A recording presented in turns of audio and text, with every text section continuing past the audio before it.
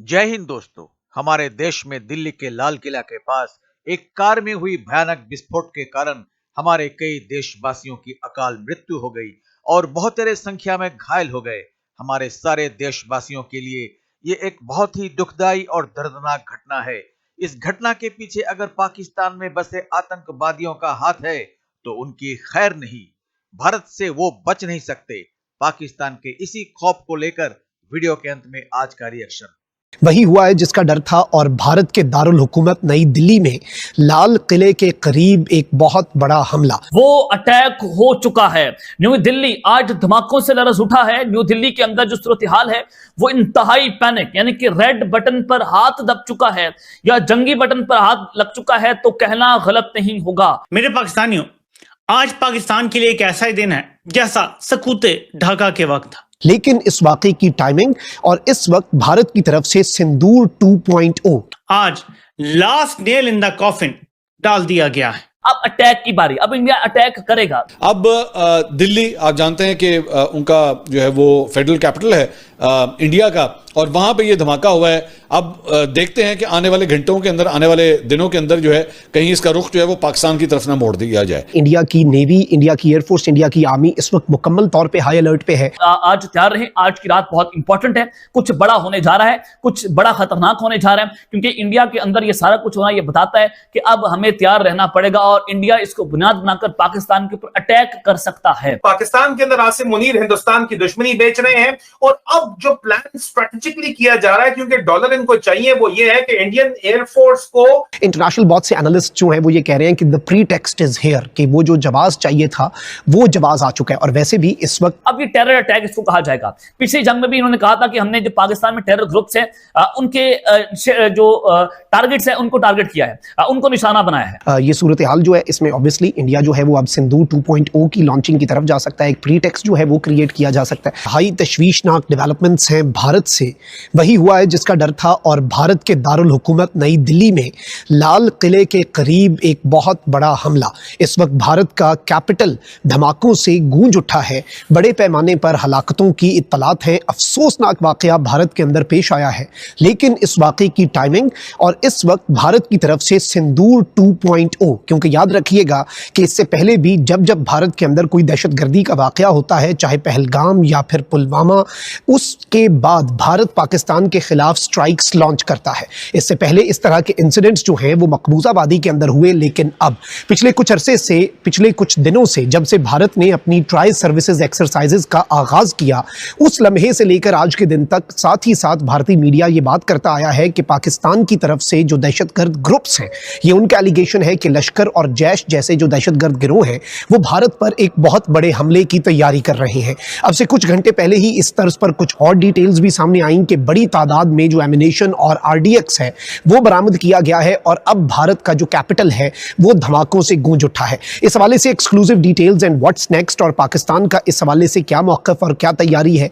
क्योंकि भारत के अंदर जब जब टेररिज्म का कोई इंसिडेंट होता है तो उसे डायरेक्टली पाकिस्तान के साथ, बेशक विदाउट एनी प्रूफ, लेकिन भारत लिंक करता है। अब इस हाथ से आप अंदाजा लगा सकते हैं, जो मैं आपको 2-3 दिन पहले से कह रहा था कि अब ये जो जंगी मशकें हैं वो खत्म होने जा रही हैं। अब अटैक की बारी, अब इंडिया अटैक करेगा, क्योंकि बिहार का इलेक्शन भी उसमें नैरेटिव इनसे नहीं बन पा रहा और 6 नवंबर को बिहार का इलेक्शन शुरू हुआ और 11 नवंबर तक इससे जारी रहना था। और 11 नवंबर से चंद घंटे पहले, आज क्योंकि 10 नवंबर है और 8 बजे का वक्त है, और यह हमला होना यह बताता है कि भारत ने एक बहुत बड़ी जंग छेड़ दी है, जिसका सहारा लिया जाएगा, अपनी आवाम को चूरन बेचा जाएगा कि पाकिस्तान ने हमारे ऊपर हमला कर दिया है और अब हम पाकिस्तान के खिलाफ जंग में लड़ने जा रहे हैं। अब ये टेरर अटैक इसको कहा जाएगा। पिछली जंग में भी इन्होंने कहा था कि हमने जो पाकिस्तान में टेरर ग्रुप्स हैं उनके जो टारगेट्स हैं उनको टारगेट किया है, उनको निशाना बनाया है।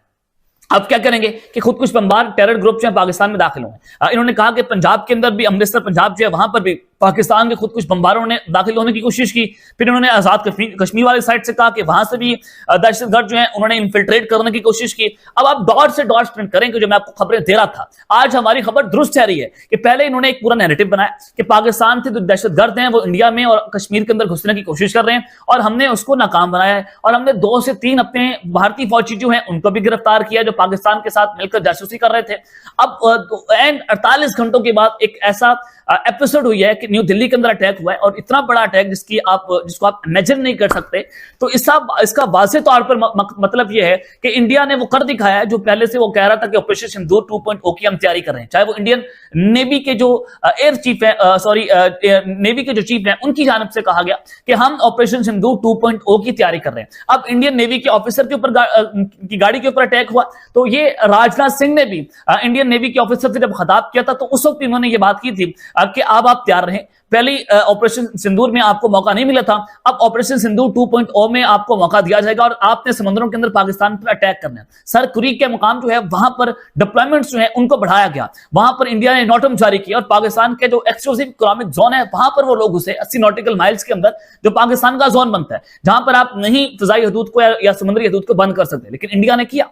तो ये अगर आप इस पूरी सिचुएशन को एनालाइज करें तो आपको अंदाजा होता है कि न्यू दिल्ली में जो ये बम ब्लास्ट हुआ है, जिसमें मुतअद्दिद लोग मारे गए, दर्जनों की तादाद के अंदर हलाकतें हुई हैं और पूरे के पूरे भारत के अंदर इस वक्त पैनिक है, तो वो ये कह रहे हैं कि पाकिस्तान के अंदर से अटैक हुआ है, जिसके बाद अब पाक फौज, पाक फजाइया मुकम्मल तौर पर उनको हंगामी बुनियादों पर तैयारी रखने का हुक्म जारी कर दिया गया। उनको कह दिया कि जनाब आप आज तैयार रहें, आज की रात बहुत इंपॉर्टेंट है, कुछ बड़ा होने जा रहा है, कुछ बड़ा खतरनाक होने जा रहा है, क्योंकि इंडिया के अंदर ये सारा कुछ होना ये बताता है कि अब हमें तैयार रहना पड़ेगा और इंडिया इसको बुनियाद बनाकर पाकिस्तान के ऊपर अटैक कर सकता है। मर्तबा फिर इंडिया ने शिफ्ट करना शुरू कर दिया, उनके सोशल मीडिया पर सिंदूर 2.0 की बाज़गश शुरू हो चुकी है।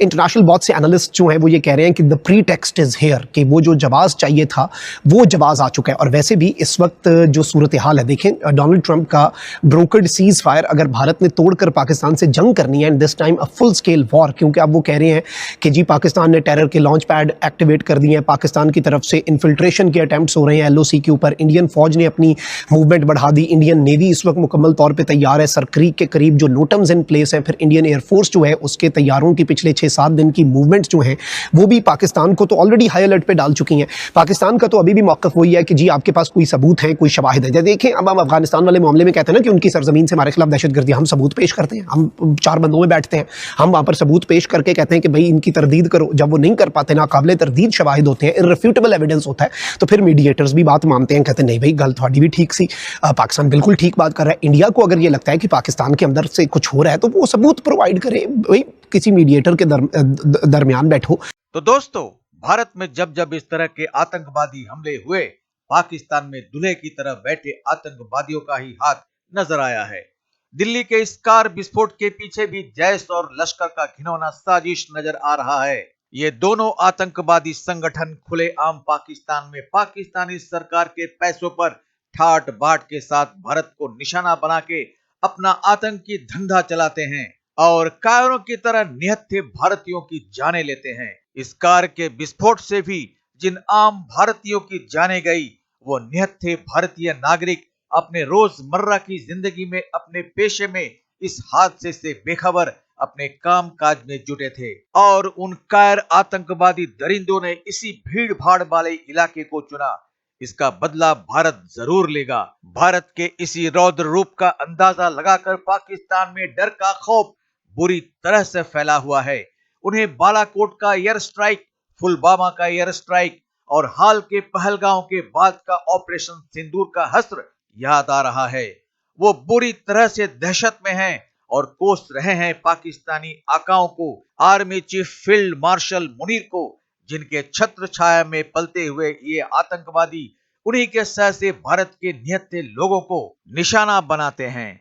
उनको एहसास हो चुका है कि भारत का ऑपरेशन सिंदूर 2.0 किसी भी समय अब पाकिस्तान पर टूट पड़ सकता है। वो समझ चुके हैं कि अब इंडिया अटैक करेगा। हर रात उनके लिए अब काली रात बन रही है। अपने आर्मी चीफ आसिम मुनीर को इस स्थिति को पैदा करने के लिए जिम्मेदार ठहरा रहे हैं। पाकिस्तान के अंदर बैठकर आसिम मुनीर, जो हिंदुस्तान के साथ दुश्मनी बेच रहा है और अमेरिका से इसके एवज में डॉलर कमा रहा है, ये एक नंगी सच्चाई है। हमने हर आतंकवादी हमले के बाद पाकिस्तान को इसका सबूत दिया कि ये दहशतगर्द तुम्हारी जमीन से आ रहे हैं, लेकिन पाकिस्तान के कानों में जू तक नहीं रेंगा। इसलिए अब हमारा सिर्फ जवाबी कार्रवाई होता है। अब की बार भी वही होगा। पाकिस्तान तैयार रहना। तो मिलते हैं अगले वीडियो में, तब तक जय हिंद, जय भारत।